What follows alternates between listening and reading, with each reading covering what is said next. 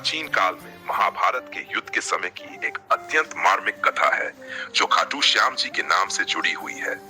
ये कथा उन वीर बर्बरीक की है जिनका हृदय करुणा और भक्ति से भरा हुआ था।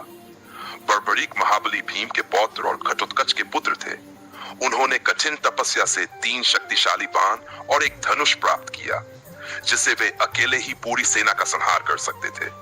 उनकी प्रतिज्ञा थी कि वह केवल उन्हीं की सहायता करेंगे जो कमजोर और हार की ओर बढ़ रहे होंगे। महाभारत के युद्ध से पहले जब श्री कृष्ण ने यह सुना कि बर्बरीक इस युद्ध में सम्मिलित होना चाहते हैं तो उन्हें चिंता हुई। श्री कृष्ण जानते थे कि बर्बरीक की प्रतिज्ञा के कारण वे कौरवों की ओर से युद्ध करेंगे जो पांडवों की हार का कारण बन सकता है। अतः श्री कृष्ण ने बर्बरीक की परीक्षा लेने का निश्चय किया।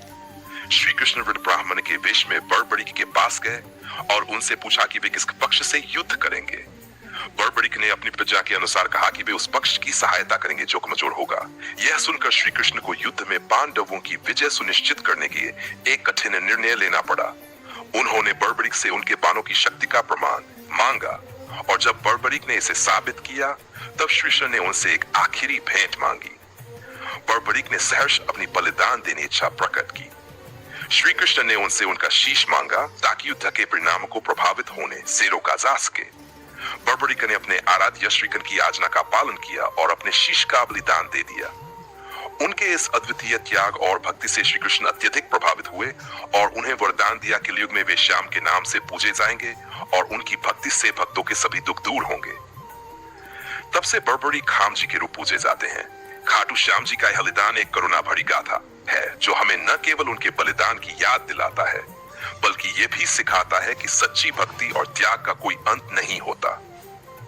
उनका मंदिर राजस्थान के खाटू नगर में है जहां हर साल लाखों भक्त दर्शन के लिए आते हैं और अपने जीवन की कठिनाइयों से मुक्ति पाते हैं। भक्तजन खाटू श्याम जी के चरणों में आकर अपनी व्यथा कहते हैं और मानते हैं कि श्याम बाबा उनके सभी दुखों का निवारण करेंगे।